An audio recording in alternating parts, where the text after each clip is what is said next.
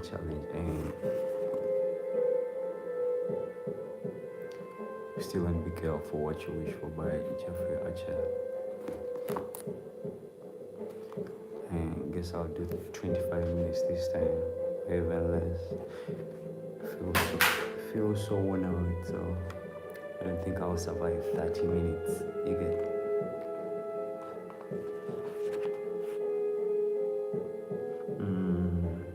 So I guess let me do the timer, and should be done by like 3:10, probably.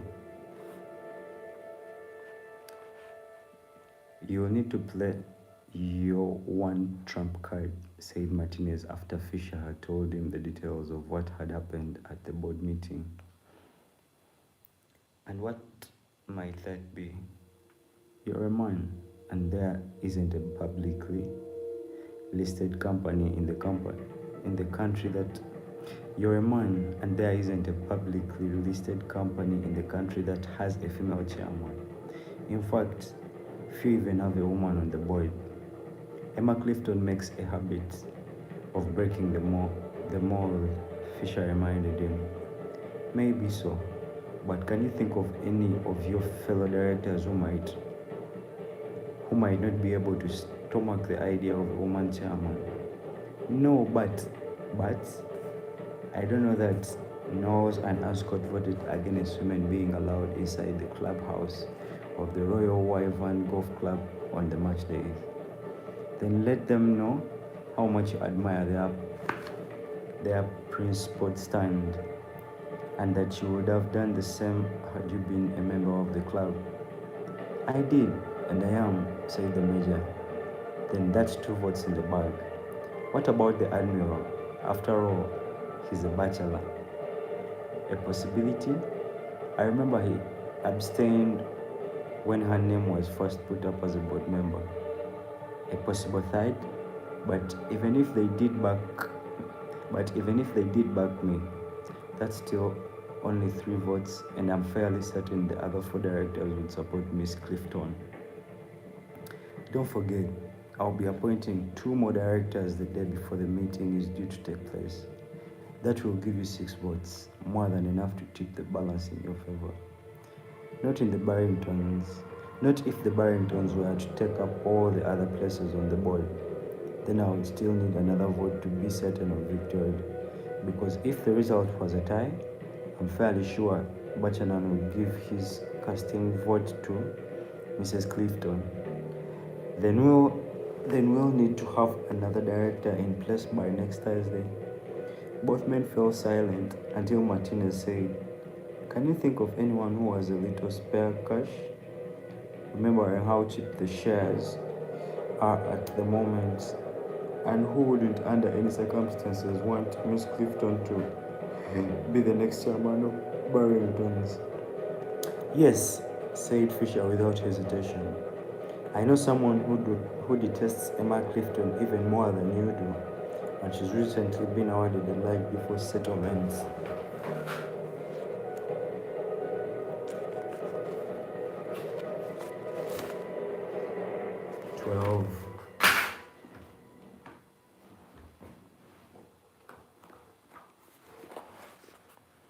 "Good morning," said Rose Buchanan, "and welcome to this extraordinary general meeting. There is only one item on today's agenda, namely, to appoint a new chairman of the Barrington Shipping Company.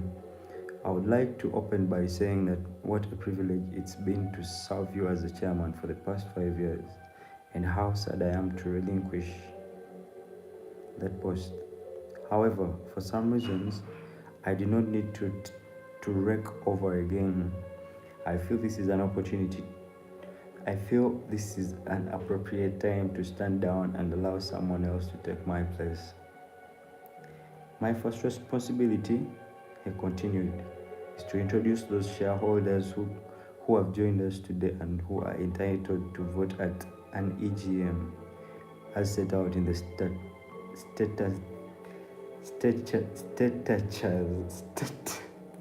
statutes of the company's constitution. Oh my lord. One or two of those seated around this table will be familiar to the board, while others may not be quite as well known. On my right is Mr. David Dixon, the company's chief executive. On my left is Mr. Philip Webster, the company secretary. To his left is our finance director, Mr. Michael Carrick. Seated next to him is Rear Admiral Summers, then Miss Clifton, Mr. Anscott, Mr. Knowles, Major Fisher, and Mr. Dobbs, all of whom are non-executive directors. They are joined today by individuals or representatives of companies who have large shareholding in Barringtons, including Mr. Peter Maynard and Mrs. Alex Fisher, both of whom are Major Fisher's nominees. As he now represents 22.5% of the company, Maynard beamed, while Susan Fisher bowed her head and blushed when everyone turned to look at her. Representing the Barrington family and their 22% holding are Sir Giles Barrington, MC, MP, and his sister, Dr. Grace Barrington. The other two individuals present who have also met the legal requirement to vote on this occasion are the Lady Virginia Fenwick, Virginia patted Fisher on the back, leaving no one in any doubt where her support lay, and the chairman checked his votes. Mr. Cedric Hardcastle, who represents Farthings Bank, which currently holds 7.5% of the company's stock. Everyone around the table turned to look at the one person none of them had come across before. He was dressed in a three-piece grey suit, white shirt, and well-worn blue silk tie. He could have been more than an inch over 5 foot, and he was almost completely bald except for a thin semicircle of grey hair that barely reached his ears. Because he wore thick horn-rimmed glasses, it was almost impossible to guess his age. 50, 60, possibly 70. Mr. Hardcastle removed his glasses to reveal steel grey eyes, and Emma felt certain that she had seen him before, but couldn't remember where. "Good morning, Mr. Chairman," was all he said. Although those forwards revealed which county he hailed from. "Let us move on to the business at hand," said Buchanan. By the deadline of 6 o'clock yesterday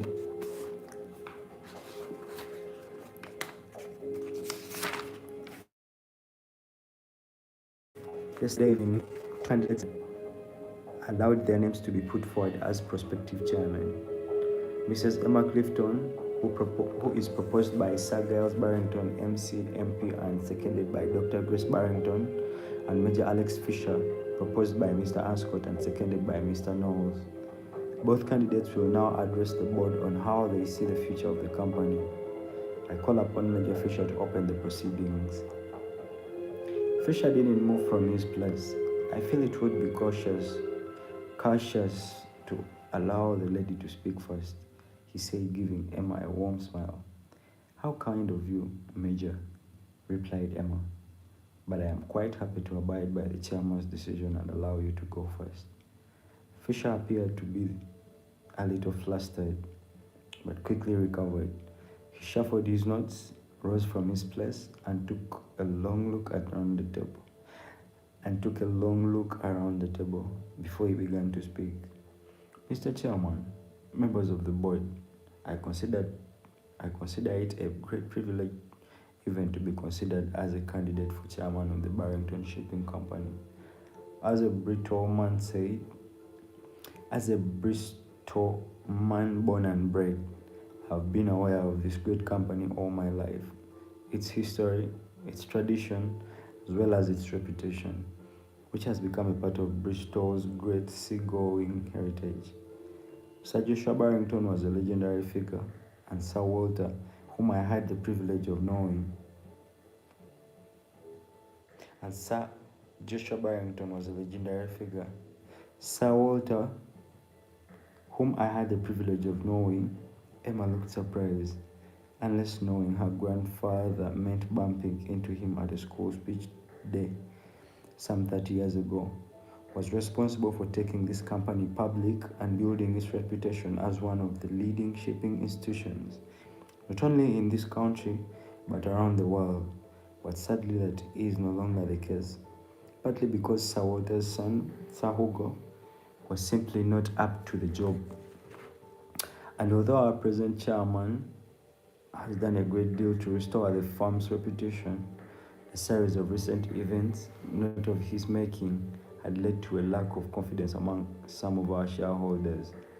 What you, my fellow directors, have to decide today, said Fisher, once again looking around the table, is who is best equipped to deal with that crisis of confidence.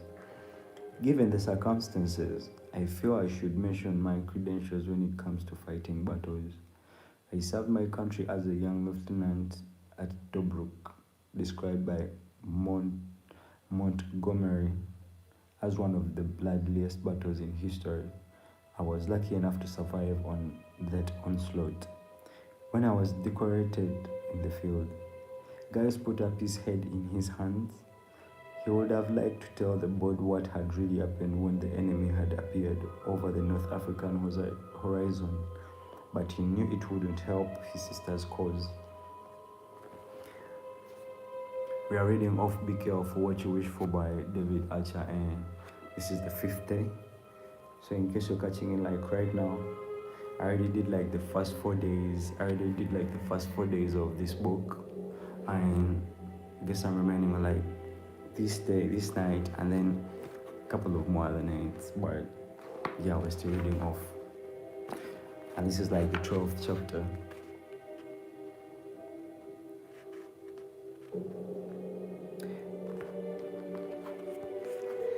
Giles wanted to leap up and wipe the smile off Fisher's face, but somehow managed to restrain himself.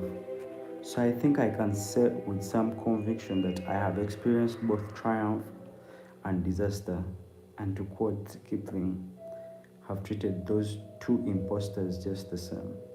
And now, he continued, allow me to touch on some of the problems facing our distinguished company at the present time, and I stress at the present time just over. If I were elected chairman, allow me to tell you the 3 changes I would instigate immediately. First, hi Emster. First, I would invite Mrs. Clifton to be my deputy chairman so that my city would be in no doubt that the Barrington family remains fully committed to the company's future, as it has been for over a century. Several hears emanated from around the table, and Fisher smiled at Emma for the second time since he had joined the board. Giles had to admire the man's girl, because he must have known that Emma wouldn't consider returning the compliment, as she believed that Fisher was responsible for the company's present troubles, and she certainly would never agree to serve as his deputy. Secondly, continued Fisher, I would fly to Belfast tomorrow morning, sit down with Sir Frederick Rebeck, chairman of Holland and Wolf, and set about renegotiating our contract, pointing out that his company has persistently declined to take responsibility for any of the unfortunate setbacks that have been taking place during the construction of the parking lot. Hi Akif, I hope you're also catching in, and I hope you guys also are enjoying the reading. It's a boring book. Honestly, this is like a typically boring book, but for the sake of like the reading and stuff, yeah, let me first check on my reading discipline. Otherwise, I hope you guys are like doing alright, and I hope wherever you're catching in from, everything is awesome. Miss Clifton, said the chairman. Miss Clifton, said the chairman, perhaps you would like to share your ideas with the board.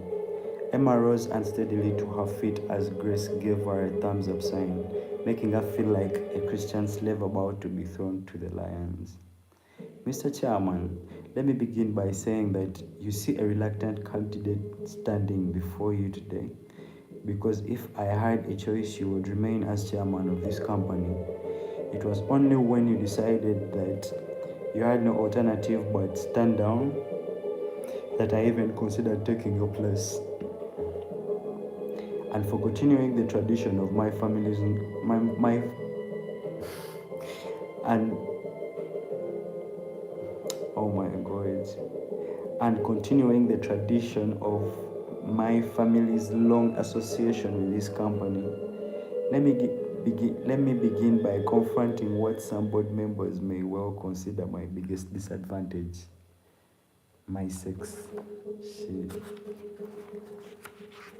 Thank you, Akif.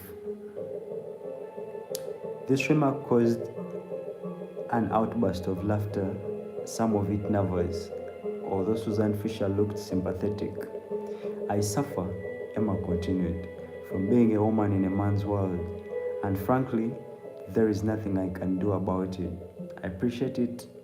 I appreciate that it will take a brave board to appoint a woman as the chairman of Barrington's, especially in the difficult circumstances we are currently facing.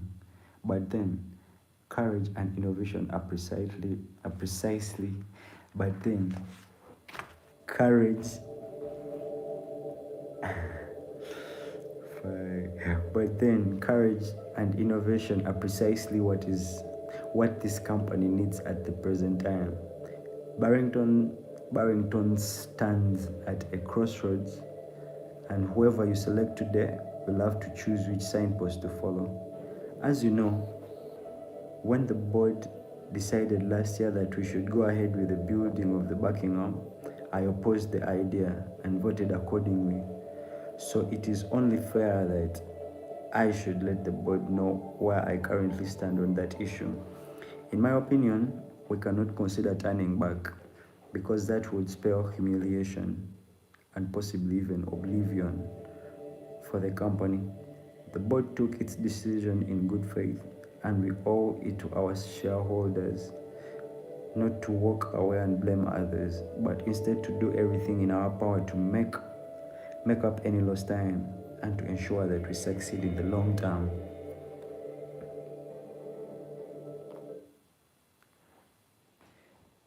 Emma looked down at a page of notes that repeated almost everything her rival had already said. She plowed on, hoping her natural enthusiasm and energy would overcome the fact that her colleagues were hearing the same ideas and opinions voiced for a second time. But by the time she reached the last line of her speech, she could feel the board's interest slipping away. Giles had warned her that something unexpected would happen on the day, and it had. Fisher had risen his game. May I close my remarks, Mr. Chairman, by saying that it would be a great privilege for this Barrington to be allowed to join her illustrious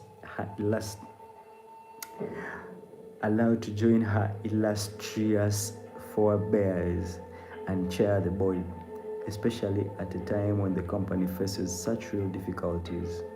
I know that with your help, I can overcome those difficulties and win back Barrington's good name and its reputation for excellence and financial probity. What is probity? Man, this thing has like complicated English words I've never heard of before, like the whole of my life. Emma sat down with the feeling that her report card could have done better.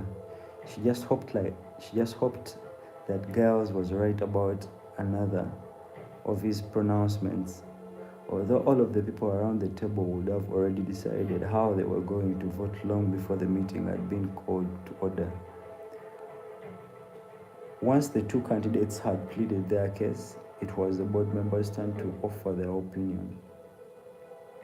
Most of them wanted to have their say, but not at a great deal of insight or originality was evident during the next hour. And despite refusing to answer the question, would Would you appoint Major Fisher as your deputy? Emma still felt the outcome was in the balance. Emma still felt the outcome was in the balance. That was until Lady Virginia spoke. I only want to make one observation, Chairman, she cooed, accompanied by the fluttering of eyelashes. I don't believe that women were put on earth to chair boards, take on trade union leaders, build luxury liners, or have to raise vast sums of money from bankers in the city of London.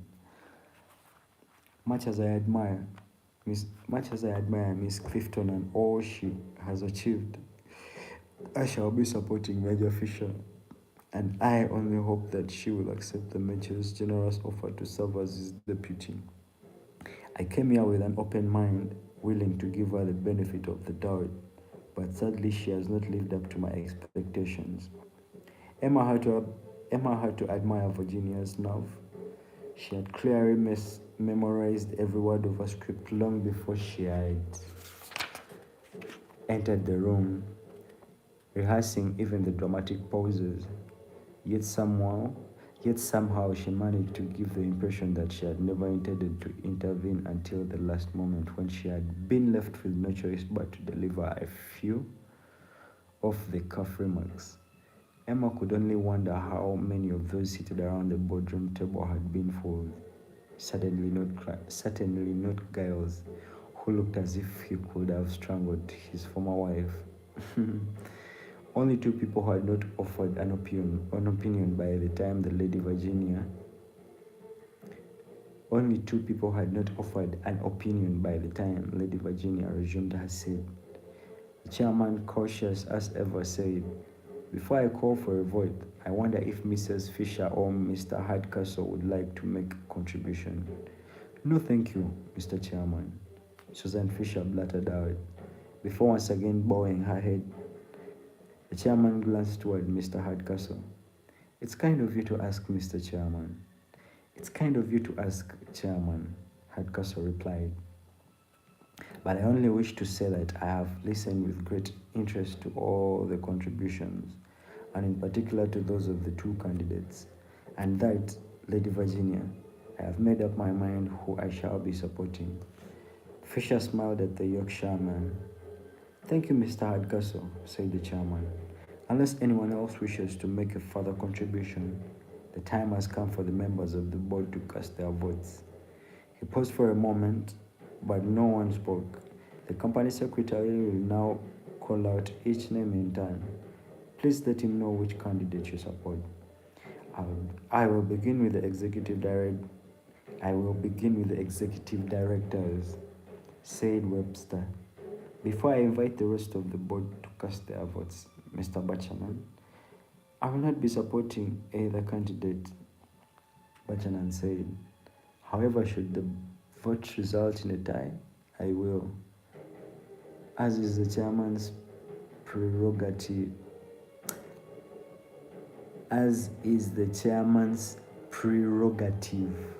What the fuck is that? Chairman's prerogative. Cast my vote in favor of the person I believe should be the next chairman." Ross had spent several sleepless nights wrestling with the question of who should succeed him, and had finally come down in favor of Emma. But Fisher's resounding speech and Emma's rather feeble response had caused him to reconsider.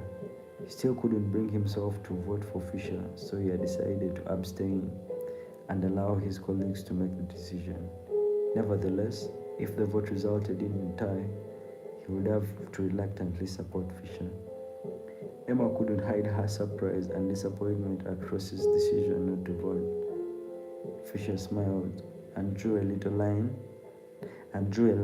through the chairman's name, which had until then been in the Clifton column.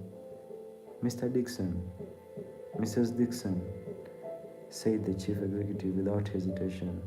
"Mr. Carrick," Major Fisher, said the finance director. "Mr. Anscott," Major Fisher. Emma was disappointed but not surprised, because she knew She knew that meant Knowles would also vote against her. Sir Giles Barrington, Mrs. Clifton. Dr. Grace Barrington, Miss Clifton. I shall not be voting, Chairman, said Emma, and will abstain.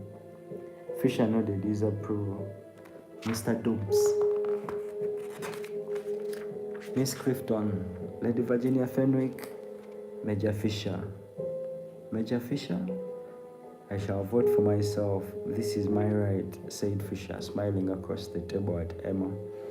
How many times had Sebastian begged his mother not to abstain, as he had been certain that there was absolutely no chance that Fisher would behave like a gentleman. Mrs. Fisher. Susan looked up at the chairman, hesitated a moment, then whispered nervously, Miss Clifton. Alex swung round and stared at his wife in disbelief. But this time Susan didn't bow her head. Instead, she glanced across at Emma and smiled. Emma, looking equally surprised, put a tick by Susan's name. Mr. Knowles, Major Fisher, he said without hesitation. Mr. Maynard, Major Fisher. Emma checked the ticks and crossed on her pad. Emma checked the ticks and crosses on her pad. Fisher led by 6-5. Admiral Summers, said the company secretary. There was a silence that felt interminable to Emma, but was in fact only a few seconds. Miss Clifton, he eventually said. Emma gasped. The old man leant across and whispered, I've never been sure about Fisher, and when he voted for himself, I knew I had been right all along. Emma wasn't sure whether to laugh or to kiss him. But the company secretary interrupted her thoughts. Mr. Hardcastle, once again, everyone in the room turned their attention to the one man no one knew anything about. Would you be kind enough to let us know your decision, sir? Fisher scolded. 6-0. If Susan had voted for him, Hardcastle's vote would have been irrelevant, but he still felt confident the Yorkshireman would back him. Cedric Hardcastle took a handkerchief out of his top pocket, removed his glasses and polished them before he spoke. I shall abstain and allow the chairman, who knows both candidates far better than I do, to decide who is the right person to succeed them. See you guys and have a good night. Can't wait to see you tomorrow. Don't miss tomorrow's reading also. Same time. I guess we shall be starting like 2. So can't wait to get there and jump up on some other challenges. And don't forget to subscribe. Hit that button.